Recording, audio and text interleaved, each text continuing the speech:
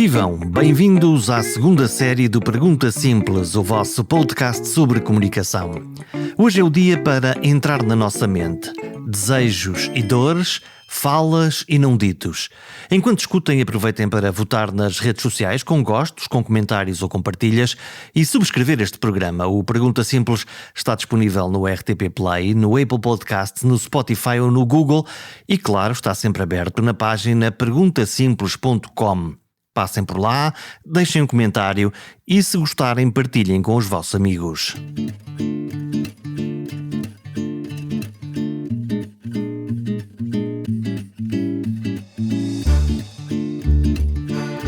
Todos os dias houve pessoas que sofrem, pessoas que lhe entram no consultório com pedidos de ajuda, com demandas para ser um guia de um certo regresso à felicidade ou pelo menos a alguma harmonia. José Gameiro é médico psiquiatra, mas sonhou-se como um médico daqueles que salva o doente contra o relógio. Seria talvez um Dr. House ou um enviado especial do INEM para ressuscitar um sobrevivente impossível? Imagino eu. A ideia romântica de que somos ou queremos ser persegue-nos para sempre e o choque com a realidade acorda-nos a cada dia. Esta conversa esteve aprazada para antes das férias, mas ainda bem que aconteceu agora. Deu tempo para respirar. Simbolicamente, esta é a semana em que caem as máscaras das nossas caras, pelo menos enquanto nos mostramos aos outros na rua. No jogo das máscaras que todos jogamos uns com os outros, há terrenos férteis para imaginários, felicidades e dores. As famílias, e em particular os casais, os casamentos, têm bíblias de amores e caneladas. Quando algo corre mal, por crise ou rotina, é a pessoas como José Gameiro que recorremos em busca de uma bússola ou de um mapa. A maioria de nós lida mal com a incerteza. E a vida é incerta por natureza. José Gameiro acreditou que a pandemia seria transitória e com poucas nódoas negras na nossa alma, mas hoje pensa já diferente. E eu quis saber se este período de tréguas, a que chamamos férias para aqueles que as puderam tirar, ajudou a equilibrar o nosso mundo interior. Não lhe sei responder. Quer dizer, aliviaram seguramente alguma coisa. Eu acho que as dores da pandemia vão depender muito, não propriamente da pandemia no sentido viral da palavra, mas das repercussões económicas e sociais que as pessoas tiveram com a pandemia. Quer dizer, não vai ser igual para toda a gente. Eu penso que quem não sofreu muito do ponto de vista económico e social com a pandemia vai voltar um pouco àquilo que era. Não creio que haja grande problema com isso. Os jovens vão demorar algum tempo, mas já os jovens adaptam-se facilmente à falta de contactos que hoje em dia já têm, não é? Quem vai ter dificuldades económicas, quem vai ter dificuldades sociais e económicas e vai ficar desempregado, vai ter mais dificuldades, como é evidente, não é? Quer dizer, eu acho que vai ser isso que vai marcar a grande dificuldade do regresso. As férias, houve muita gente que não foi de férias, houve outras pessoas que foram de férias, não é? As férias comecei que aliviaram, eu falo por mim, eu falo por si, comecei que aliviaram. Mas, quer dizer, não resolvem o problema de algumas pessoas que a partir de agora vão ter mais dificuldades. Não é? Até agora lidamos com uma crise de saúde, mas lidamos fundamentalmente com uma crise, para a maioria de nós, com uma crise que tem muito a ver com, primeira fase, com o medo do bicho, medo do vírus. Primeira fase, e eu acho que ainda tem algo, enfim, não está como estava naturalmente, mas ainda existe o medo, Ainda existe o medo? Ainda existe o medo, acho que ainda existe o medo. Mesmo agora com a maioria da população vacinada? Eu acho que os mais velhos continuam a ter algum medo. Até porque há notícias de pessoas vacinadas que, enfim, com menos gravidade podem contrair a doença outra vez. Temos notícias de mortes todos os dias, continuam. E, portanto, o medo percepcionado, é evidente, não é? Continua. Não tanto como antigamente. Todos os dias vemos na televisão que alguma coisa está a acontecer. A comunicação social fez o seu papel de meter medo às pessoas muito bem. Nunca vi uma coisa tão bem feita como durante esses meses todos em que os jornais abriam com os mortos e com isto e com aquilo. Todas as televisões tinham isso. E isso ajudou imenso ao medo. Eu próprio senti ao princípio medo. Fiz algumas experiências para perceber o que era o medo e senti medo. Andei de comboio, por exemplo, foi uma experiência que eu fiz. E tive medo, que não tive assim um medo, não era assim uma coisa que me paralisasse, mas tive algum receio, depois deixei de ter. Então, mas os nossos mecanismos psicológicos dependem daquilo que ouvimos na televisão, na rádio? Não depende completamente, mas é fortemente influenciado, naturalmente, que sim, que é fortemente influenciado. Não, havia uma coisa real que era, sabia-se que havia um vírus, que era um vírus que podia ser letal, e foi feita uma confusão enorme entre o positivo e a doença. São coisas diferentes. Mas na percepção das pessoas, quem era positivo corria sérios riscos de ter a doença, ou tinha a doença, e corria riscos de morrer. Portanto, nós andamos depressa a pensar. Exatamente. Obviamente que sim, não é? Obviamente, quando nós dizemos que temos 1 milhão de infectados, nós não tivemos 1 milhão de doentes com Covid, que é evidente, não é? Mas tivemos muitos doentes com Covid. Portanto, E exageramos. o que é que quer dizer com exageramos? Exageramos nas medidas, no medo, na forma como interpretamos isto coletivamente. Eu fui variando na minha percepção disso. Houve uma altura em que eu achei que havia um certo exagero. Depois houve alturas em que não, em que achei que era preciso de facto ter muito cuidado. Depois voltei a achar que havia um certo exagero. Acho que o meter medo às pessoas foi um bocadinho exagerado em determinadas alturas. Mas também em determinadas alturas foi muito aliviado e depois deu mau resultado. O Natal é o exemplo disso, não é? A história do Natal e a segunda leva depois com aquele número de mortes brutal no princípio do ano a seguir ao Natal, não é? Portanto, o medo foi sendo gerido. Depois há a gestão política disto tudo, que é sempre muito complicada. Eu, por um lado, não queria estar na pele de quem teve que gerir isto, não é? Mas por outro lado, acho que houve alturas em que houve gestão política demasiada disto, não é? Quer dizer, uma gestão exagerada disto, não é? Quem era contra algumas medidas quase que era visto como criminoso, quer dizer, quase que não havia direito ao contraditório, percebe? Eu não sou negacionista e estou longíssimo de ser negacionista, mas achava que as pessoas, não estou a dizer negacionistas, mas que achavam, os negacionistas acho que são um bocado tontos, mas as pessoas que achavam que havia exagero quase que eram caladas. Você nos primeiros meses não via ninguém na televisão a pôr em causa aquilo. Portanto, havia um mantra do politicamente correto. Completamente. E quem pensava um bocadinho diferente. Um controle total do pensamento das pessoas e as pessoas que eram contra o pensamento único não eram ouvidas, por isso simplesmente. Não é? O que é que gera isso? É o medo que abre portas a isso? Eu acho que o medo que abre portas, e na minha opinião, mas posso estar enganado, eu acho que houve alguma utilização política disso também. Pronto, acho que claramente que houve alguma utilização política. Nós somos neste momento um país, nos outros não conheço bem, mas alguns não são como nós somos um país muito adormecido do ponto de vista cívico. Sempre fomos um bocadinho, não é? Mas a pandemia nos adormeceu mais. Mas é um sintoma quase europeu, porque nós vivemos na Europa quase... Sim, mas se olhar para a Espanha não é bem assim, em França também há uma chatice de vez em quando, quer dizer, são mais animados que nós a refilar. Nós refilamos pouco, sempre refilámos pouco, na minha opinião, e agora com a pandemia então está tudo meio morto, não é? Mas estou a falar em termos cívicos, em termos de... Estamos a fazer uma espécie de apneia cívica? Eu acho que é um termo interessante, nunca tinha pensado nisso. A apneia não sei se é completa, mas diz apneia seguramente sim. Como é que nós lidamos com a incerteza? Toda a gente lida mal com a incerteza. Eu acho que toda a gente lida mal com a incerteza. E se há incerteza foi agora, como é evidente, não é? Quer dizer, nós lidamos com algumas incertezas menos incertas, mas é curioso e é paradoxal, sendo a vida uma incerteza completa. E o maior risco de saúde que nós temos é o azar. Sobretudo até a determinada idade, depois há uma idade em que temos outros riscos da idade, não é? E portanto é aquela coisa que toda a gente diz, não sei o dia da manhã se estou vivo, se estou morto, não é? Mas depois vivemos com isso, porque o drive, o instinto de vida é maior que isso, não, a gente não conseguia viver. E portanto empurra-nos para a frente. Vive, quer dizer, se eu pensar todos os dias que tenho 72 anos e que a minha vida tem um limite médio de mais 10 anos ou assim uma coisa, quer dizer, não conseguia viver, e eu consigo viver. O senhor é mais novo, se pensasse todos os dias que podia ter uma doença com qualquer idade que seja fatal, qualquer pessoa pode ter. Lá está a sorte e o azar. O azar é o risco, até a determinada é o maior risco de saúde, é o azar. Bem evidente, então coisas genéticas ou coisas hereditárias, obviamente. Sim, coisas, eventos raros, mas que na realidade ninguém controla. E o que é que isso nos aflige psicologicamente? Porque no fundo... Aflige quando alguém próximo tem uma coisa dessas. Eu dou-lhe um exemplo. E isso acorda-nos. Agora dou-lhe o exemplo que me tocou e que eu senti mais medo nessa altura. O meu colega e amigo e colega de consultório, terapia familiar e tudo isso, Daniel Sampaio, teve internado e teve... É público que teve Covid. Teve doença grave de Covid. Não teve. O problema é que teve, mas ele ia morrer, não era de Covid, ele ia morrer de infecção hospitalar a seguir. Ele, se fosse do Covid, a seguir fez uma infecção hospitalar. Lá está, o azar entubado, quase muitos fazem, como sabem. E eu acompanhei isso, ele teve entubado, não sei se 4 semanas ou assim, 5 semanas, uma coisa terrível, não é? Agora felizmente está bem, ele recuperou bem, é um tipo saudável. Mas durante essa fase em que eu acompanhei isso tudo, e os filhos, com a família, etc., eu tive mais medo.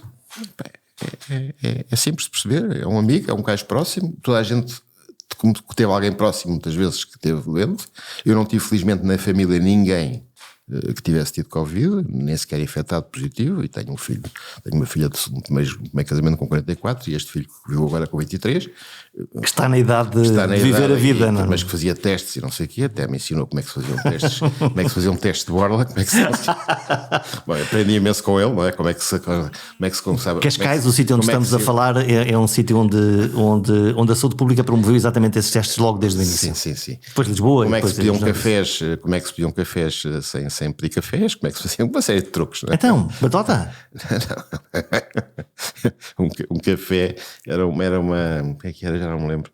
Lá em cima era uma alheira, no norte era uma alheira. Mas isso era o quê? Um nome de código? Um nome de código, porque não se podia vender nas áreas de serviço de cafés, até.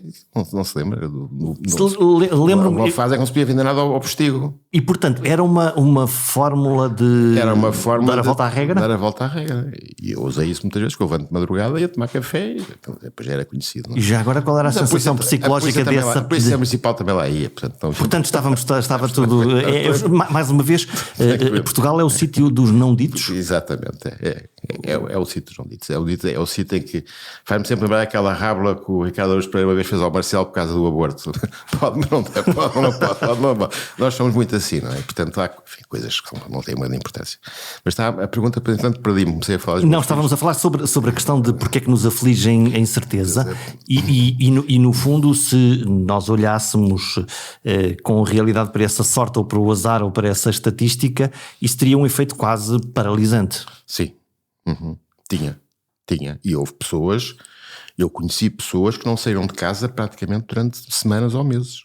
Na primeira fase, quando nos mandaram todos para casa. Depois na segunda fase, a seguir, quando foi a seguir ao Natal também. Aí foi quando... Por medo, sem nenhuma razão, quer dizer, eu uma vez tive uma entrevista na SIC com um colega seu, e ele queria-me fazer dizer, logo ao princípio, que não se podia sair de casa.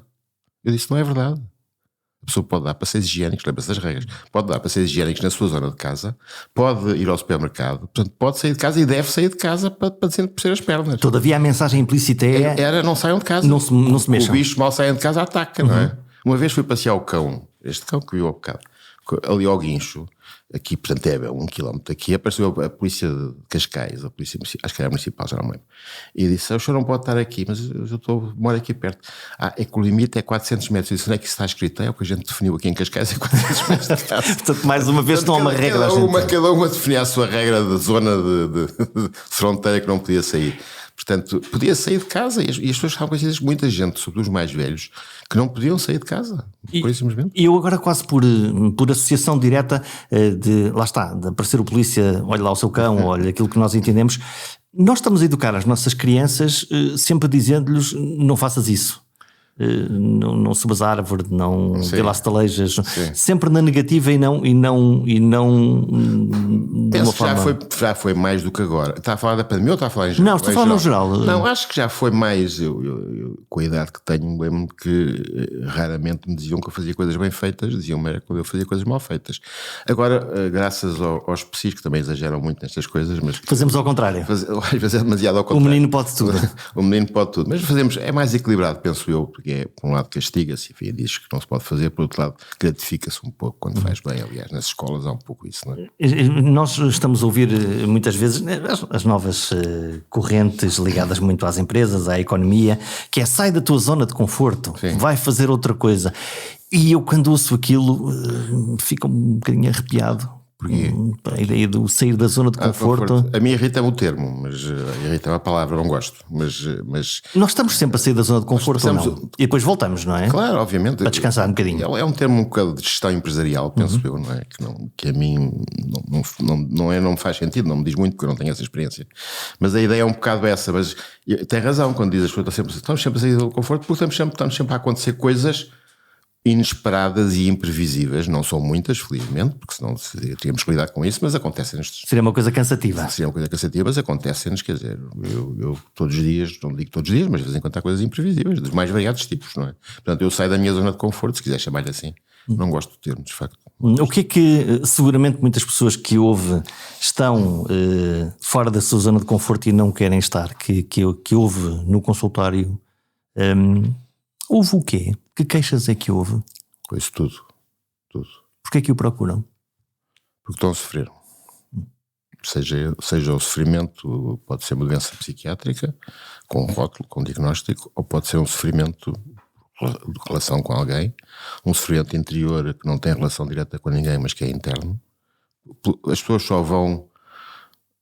A ideia que havia, ou que há, que as pessoas vão ao psiquiatra ou ao psicólogo, psiquiatra sobretudo, por dar cá aquela palha... Um pequeno luxo. É mentira. As pessoas vão ao psiquiatra quando estão a sofrer. Quando acham que não conseguem ultrapassar. Muitas vezes já até exageram no tempo que deixam estar sem procurar ajuda, não é? E aquilo vai enquistando? Aquilo vai enquistando, não é?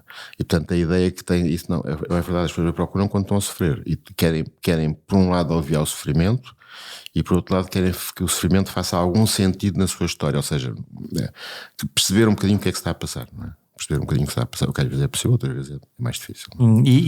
E consegue-se tipificar o tipo de sofrimentos? Ou... Não, nem psiquiatria há os diagnósticos das doenças, mas eu não, enfim, depois a maior parte da clínica não será de diagnósticos propriamente dito, não posso pôr um rótulo às pessoas, mas consegue-se perceber o que é uma pessoa que está ansiosa, o que é uma pessoa que está triste, uma pessoa que está deprimida, uma pessoa, enfim, nos casos extremos psicótica, delirante, etc.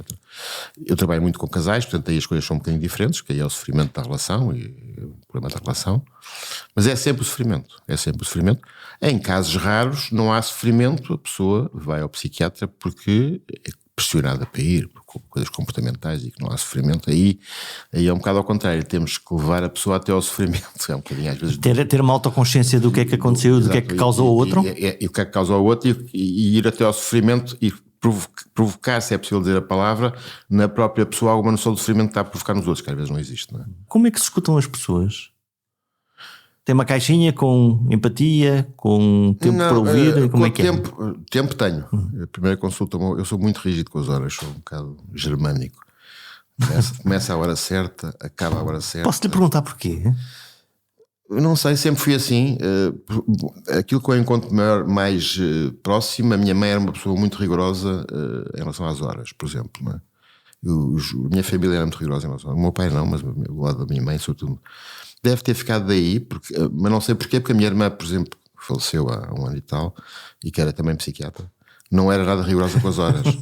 E eu sou completamente, a minha mulher costuma dizer, tu és o gajo menos interessante do mundo, porque chegas a casa sempre à mesma hora, se há assim não tiver engarrafada, eu sei que horas tu vais chegar. É previsível. Não é que eu acabo às 10, agora já não faço até às 10, agora na pandemia reduzi, faço muito online, mas eu fazia consultório até às 10 para as 8.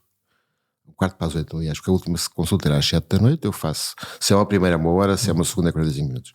E portanto eu acabava sempre a uma hora. Como andei de moto toda a vida, eu chegava à casa 20 minutos rápido. Depois. Então, e só ao minuto 45 dessa segunda consulta estiverem a pessoa... Eu explico, eu sei que essa pergunta faz todo sentido. As pessoas são avisadas quando marcam uma consulta, portanto, se não me conhecem, são avisadas para a secretária que eu sou super pontual. Primeira coisa. E ao contrário do que se pensa, quando os médicos têm a tradição de se atrasar muito, e eu acho que isso é inacreditável, mas enfim, está a mudar devagarinho. Quando os doentes são avisados que o médico é pontual, as pessoas também são pontuais, a não ser em casos excepcionais. E portanto a consulta começa à hora. E a consulta começa à hora. E depois eu digo-lhes na primeira vez quanto tempo é que elas têm para falar. E quando a pessoa sabe quanto tempo vai falar, ou seja, a que horas vai acabar, o pensamento molda-se nem sempre, como é evidente. Ajusta-se a isso. Um dos problemas das reuniões em Portugal é o problema de não saberem a hora de fim e começarem sempre atrasadas. E vão andando. E aquilo nunca mais, as pessoas não se calam, são um pouco sintéticas. Querem falar, querem se ouvir. E portanto aquilo nunca mais acaba e tal.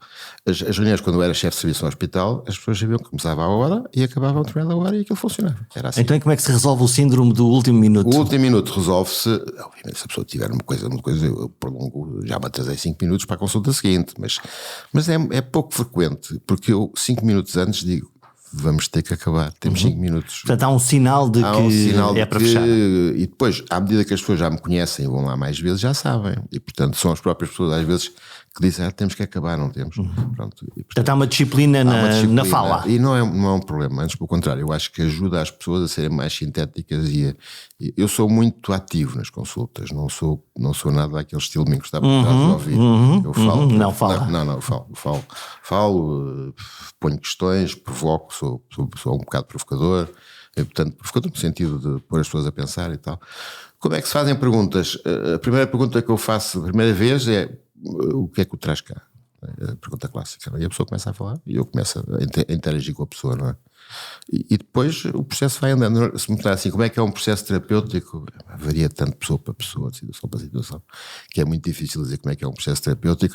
A imagem que eu tenho é que é um bocado a imagem da cirurgia. Eu sou nostálgico da medicina, gostava de ter sido médico e não sou bruxo, mas enfim.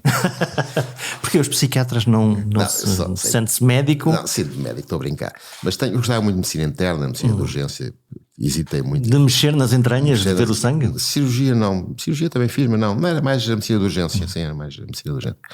A medicina de banco de São José. O super-herói que vai salvar alguém no último minuto? Essa é a ideia um bocadinho da juventude médica, não é? Da minha juventude médica. Bom, depois acabei, quase que não ausculto ninguém, nem vejo tensões, nem faço nada, nem toco nos doentes. Mas acabei nisto. Toca por dentro? Mas estava a dizer que a imagem que me vem muito à cabeça é uma imagem da cirurgia, que é quando você abre a barriga a alguém, você abre por planos, e não se pode esquecer de fechar por planos também, não é? Portanto, há capas. Há capas. Quer dizer, eu aprendi com um colega meu que já morreu, que eu gostei muito, e aliás fiz um filme sobre ele, o João dos Santos, que era psiquiatra infantil e psicanalista.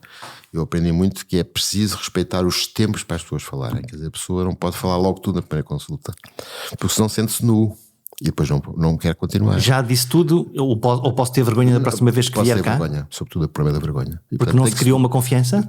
Porque falei demais com uma pessoa que não conheço lado nenhum. Com um estranho. Com um estranho em quem confio, em quem tem referências, em quem sabe, eu sei que não vai falar com ninguém, mas há um timing para as coisas irem acontecendo. Não é? Há uma imagem curiosa. Eu tinha vários doentes, mulheres, na altura da história da Medi, que nunca me tinham falado de abuso infantil. E me falaram a partir daí. Tiveram um detonador? Tiveram um detonador e conseguiram falar de coisas dos pais, dos tios, dos primos que tinham abusado, etc. 2 ou 4 casos.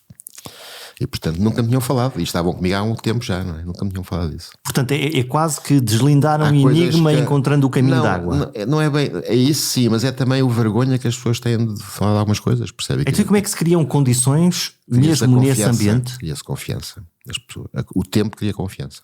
O tempo cria confiança. É como uma relação... Sendo uma relação profissional, você não teve confiança com a sua mulher quando a conheceu no dia em que a conheceu. Foi tendo confiança, foi conseguindo perceber que aquilo que você dizia não se voltava contra si, por exemplo, que é uma coisa fundamental. Agora estou a falar dos casais. E vamos falar dos casais porque... às vezes têm pedras no bolso de coisas que foram ditas há um ano pelo outro. Uma memória. E depois, na primeira hipótese, cá vai disto, não é? E portanto, o efeito? Houve a confiança que não foi quer dizer, quando eu confio a alguém que é a minha mulher, eu tenho que ter a confiança que coisas que eu lhe conto da minha vida que não têm nada a ver com ela, da minha vida, não me são atiradas depois passado um tempo ou logo na altura.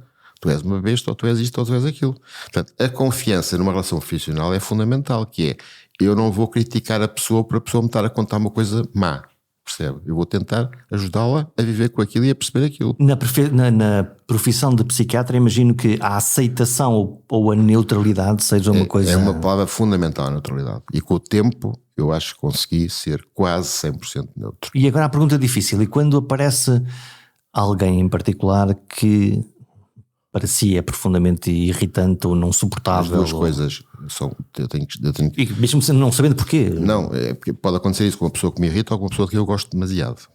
Eu não estou a falar de erotismo. Demasiada proximidade. Demasiada proximidade. Eu tenho que ter cuidado com algumas coisas que me irritam, eu sei quais são as coisas que me irritam, e as coisas que eu gosto muito de falar e das pessoas... Quando eu começo a perceber que estou a falar ali na consultora com uma pessoa que eu gostava de estar a jantar com ela, eu tenho que ter cuidado. Esta pessoa podia ser meu amigo em vez de ser não é doente. Amigo, não é meu amigo, nem vai ser meu amigo, nunca. Pode vir a ser muitos anos depois, nunca me aconteceu, acho eu. Não, nunca me aconteceu. Mas há coisas, por exemplo, eu sou piloto de aviões, não sei se sabe. Bom, eu vejo muita gente dos aviões, porque sou piloto e psiquiatra.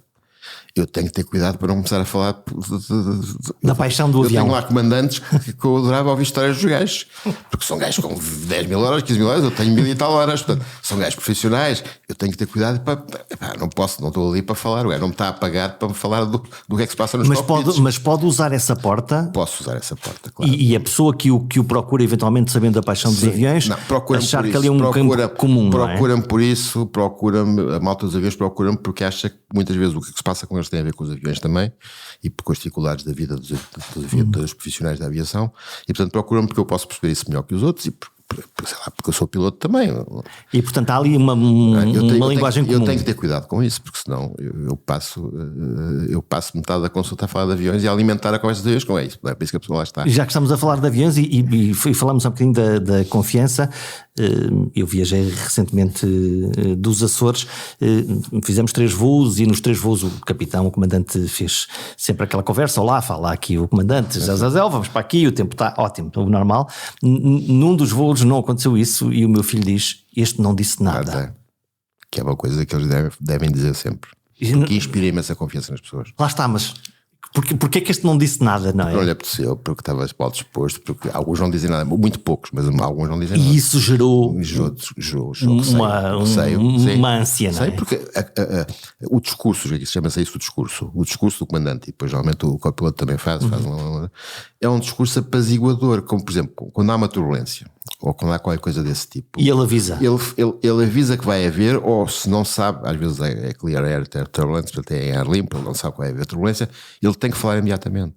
Porque isso apazigua as pessoas. Está tudo bem, eu estou a controlar isto. Isto está controlado, isto pode ter turbulências 10 vezes mais que isto não parte e tal. Bom, diga o que disser, mas percebe? E isso é apaziguador. É fundamental isso. E portanto nós dizemos: ok, está ali alguém que sabe o que é que está a fazer, e portanto vamos lá ao princípio da confiança.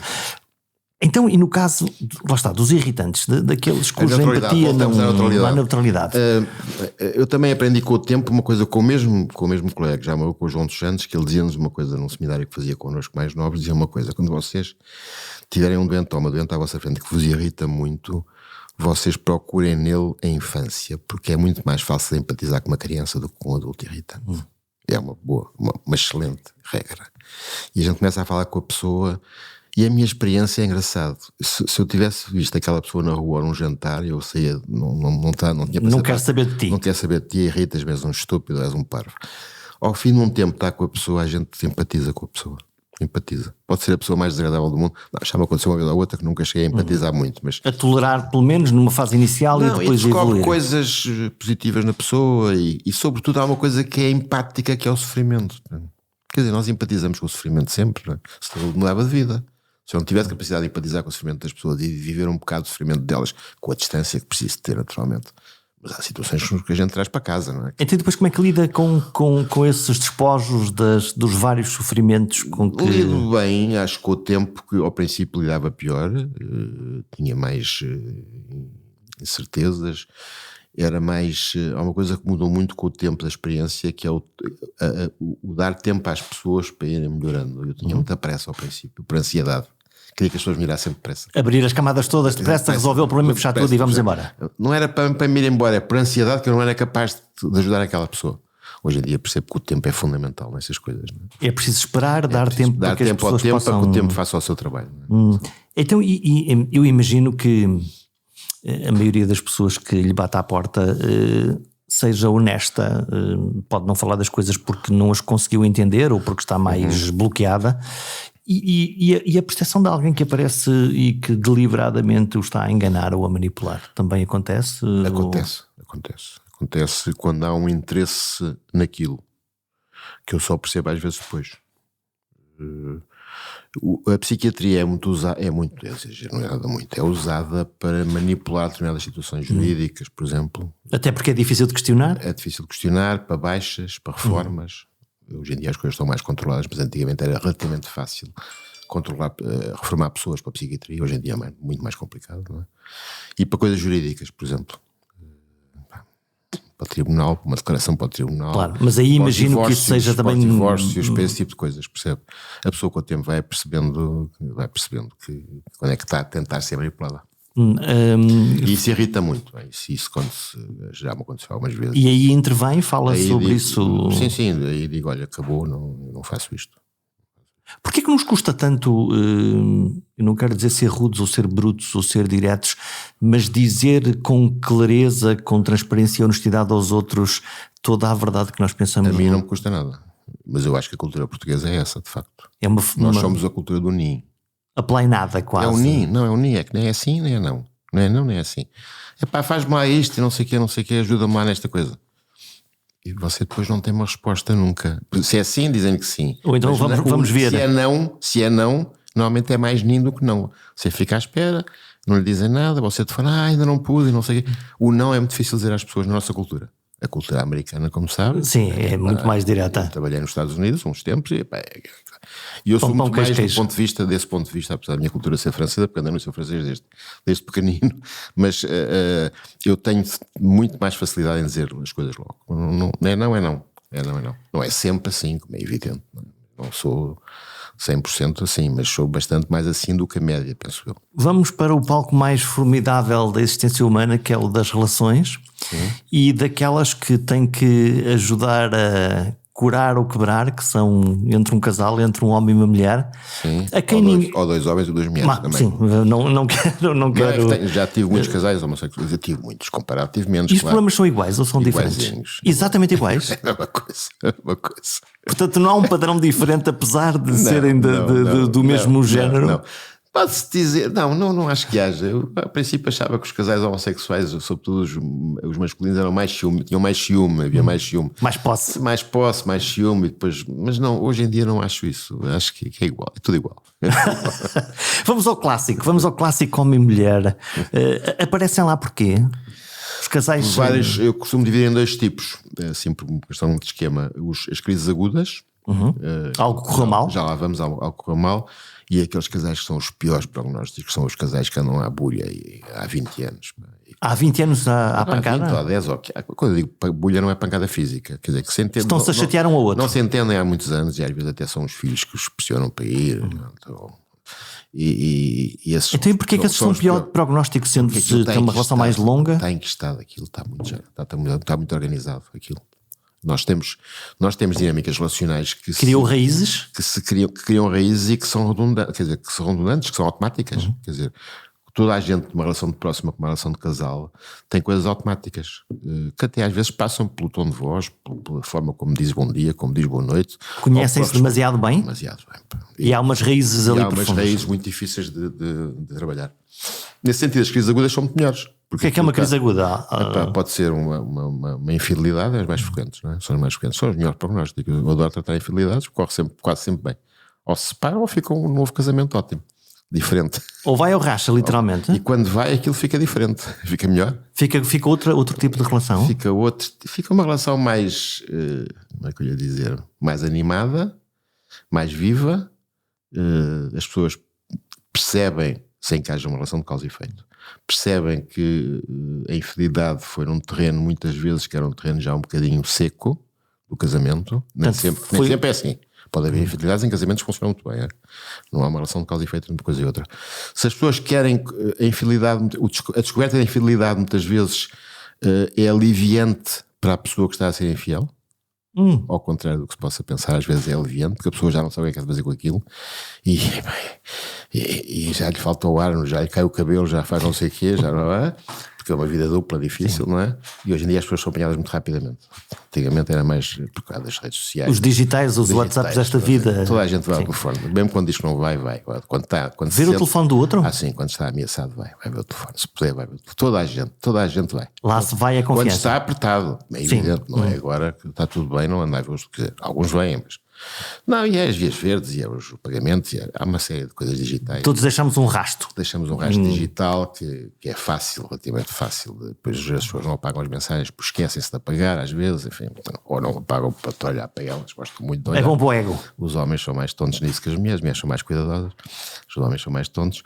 E portanto são apanhados. E quando são apanhados e querem continuar juntos, coisa que acontece às vezes, fazem um trabalho, às vezes fazem um trabalho sozinhos, às vezes fazem um trabalho com a ajuda. Portanto, eles, quando um casal aparece, normalmente para si é mais ou menos claro que eles querem resolver aquilo, senão não estavam ali. Qualquer vez eu falo individualmente com cada um deles ao princípio, sempre, para perceber se é um querer mesmo querer ou se há um que vai porque o outro está a pressionar para ir e de facto já não quer coisa nenhuma. Não? Portanto, é uma entrevista individual sempre. E aí já não faz sentido fazer nenhum tipo de trabalho. Naquele momento já não faz sentido. Está seco. Pode ser que mais tarde se possa fazer, mas naquele momento já não faz sentido. Então, eu preciso dos dois para fazer. E no momento em que estão os dois, já depois dessa.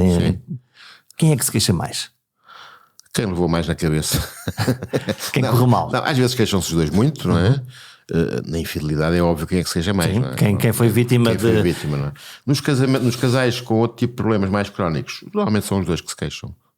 ela não me entende, ela não me percebe, ele não me entende, ele não sabe as minhas necessidades, ele não sei o quê, coisas deste tipo, não é? Que são muito enquistadas já. E quer dizer que não foi possível fazer aquele diálogo sem um árbitro? Sabe que uma das coisas, um dos segredos, entre aspas, que um casal funcional tem que ter é desde cedo negociar as suas duas individualidades. O que é que isto quer dizer? O de cada um deles. O de cada um deles. Há coisas que nós não cedemos.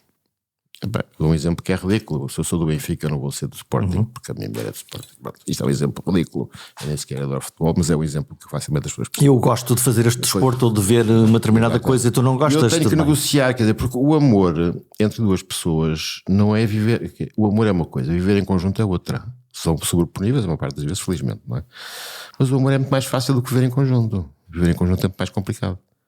Não estou a dizer que é muito complicado, mas é. Porque tem que negociar muita coisa. A família de cada um. Família de origem, que é um... Portanto, nós não casamos com uma pessoa, casamos com uma família inteira. Com uma família, casamos com uma pessoa, dormimos com uma pessoa. Com a sogra, com a tia, com o pai. Supõe-se que não se dorme depois com os irmãos e tal, dorme só com a pessoa. Mantemos essa regra mas clássica. Mas há um padrão familiar, obviamente, que entra na nossa vida, não é? E as famílias de origem podem ser um problema. É um dos problemas, aliás, não é o único, nem é o maior, mas é um dos problemas.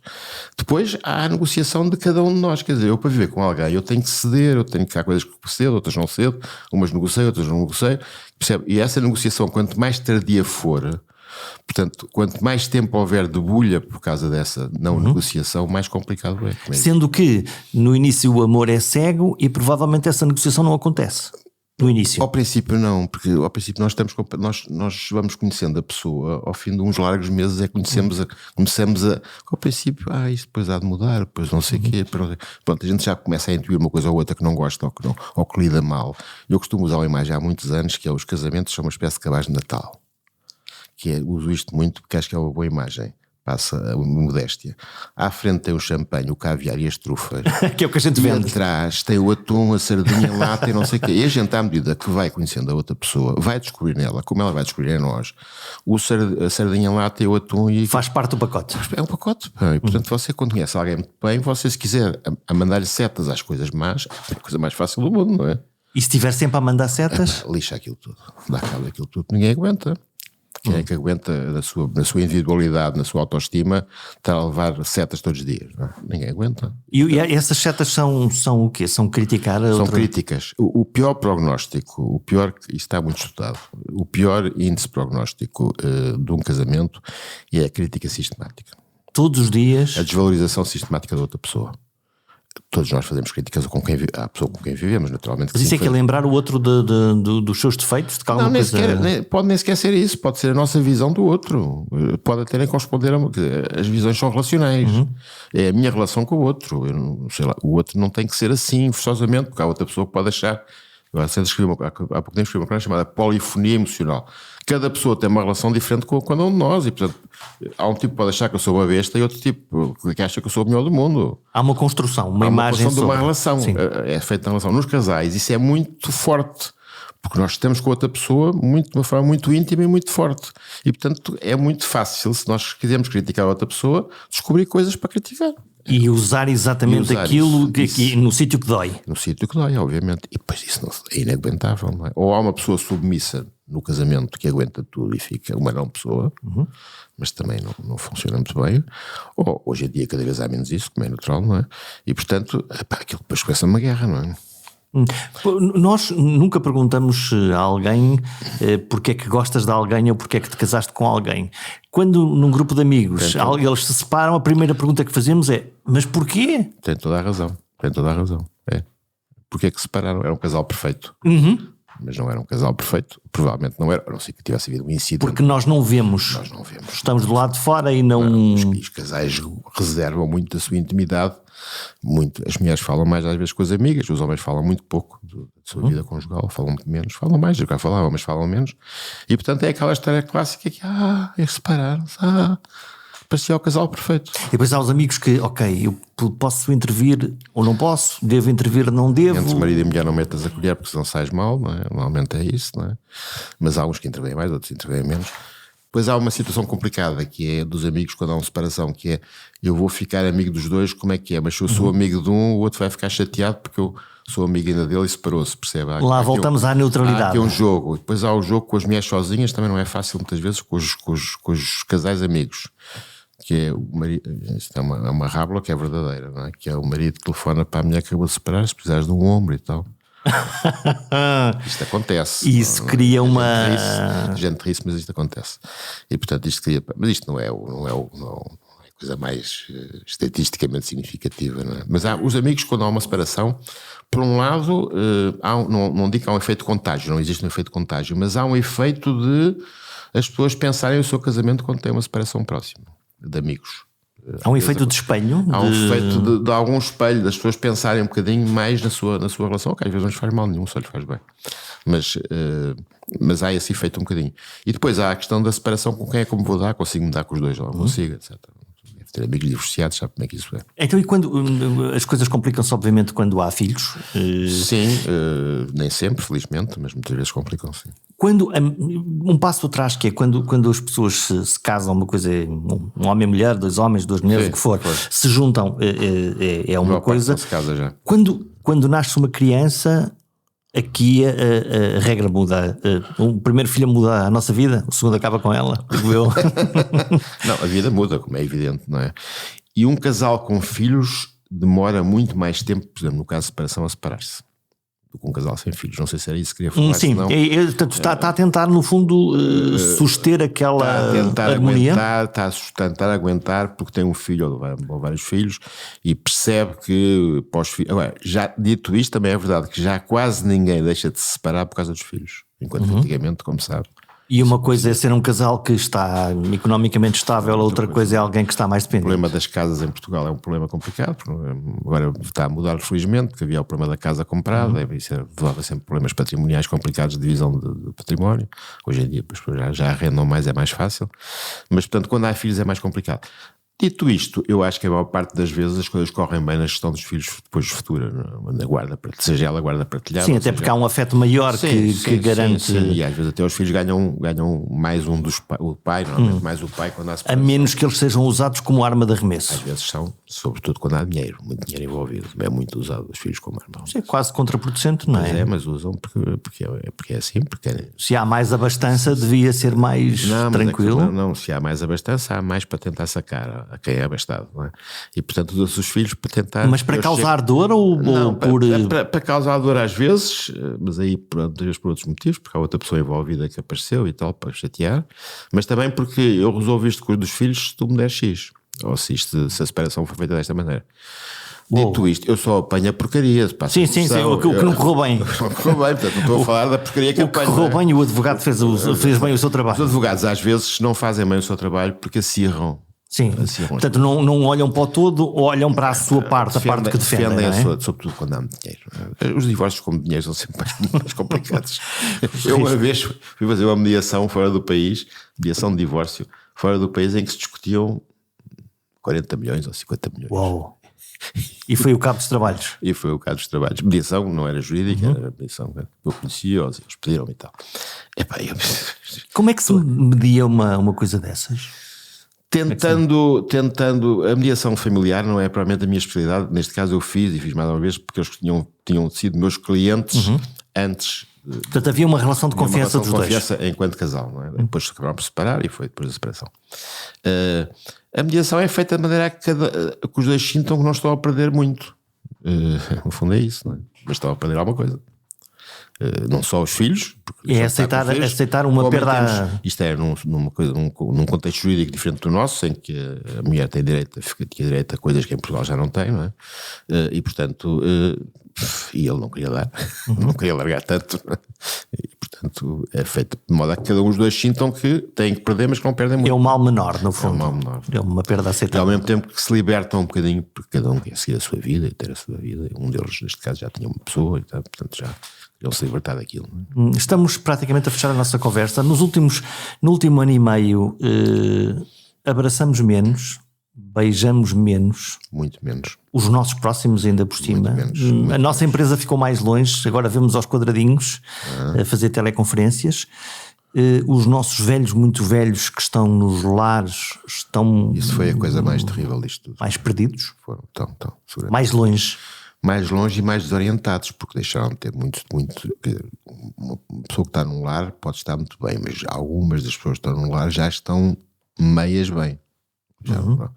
E portanto a desorientação aumentou, como é evidente. E não percebem o que é que está a acontecer. Algumas percebem, outras não percebem, mas o que é facto é que deixam de estar junto com os familiares, deixaram de ter abraços, deixaram de ter a visita social, a semanal. E mesmo dizer-lhes, ok, há aí um vírus que é perigoso para alguém que tem 90 anos, se calhar... Alguns perceberam, outros não perceberam, mas o que é facto é que a vida deles mudou. Os velhos foram os mais, não só em termos de mortes, como é evidente, como em termos de sofrimento psicológico foi terrível, não é? Foi terrível. Nós aguentamos, nós estamos aqui. Eu deixei de dar abraços aos meus filhos, dei alguns, no meio disto tudo dei alguns, mas quer dizer, mas sempre um bocado, eles é que não queriam.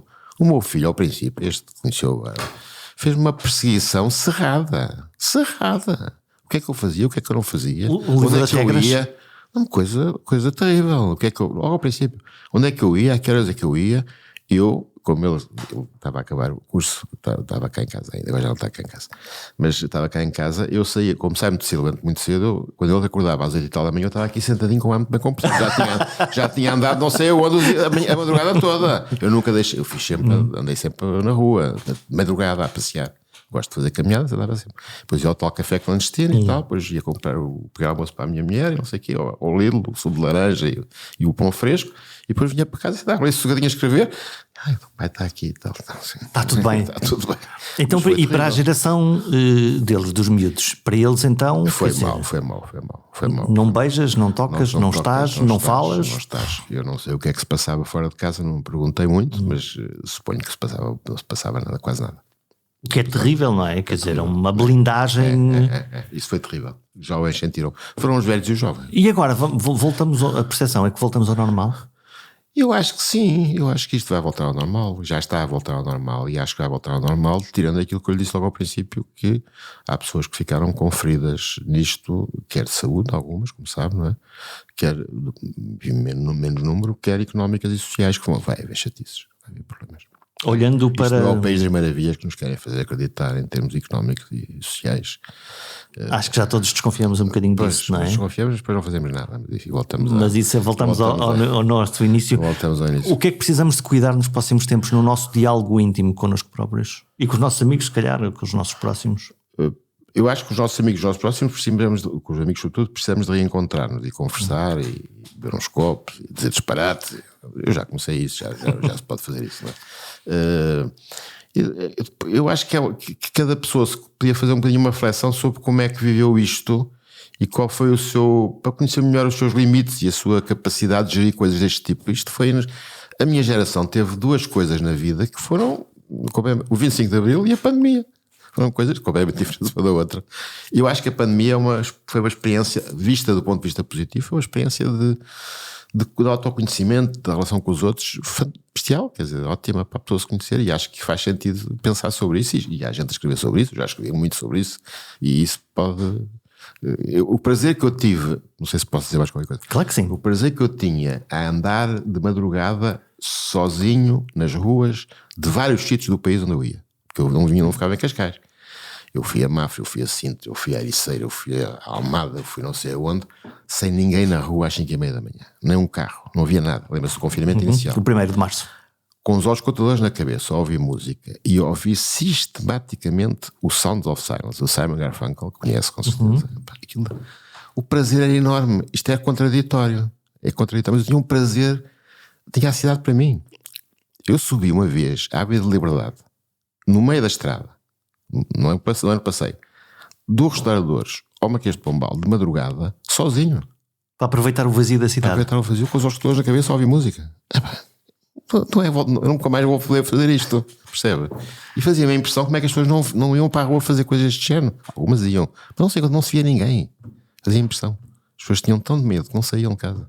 O trabalho e o cabo dos trabalhos, seja no trabalho, seja nas relações, nas famílias, nos casamentos, nos amores e desamores.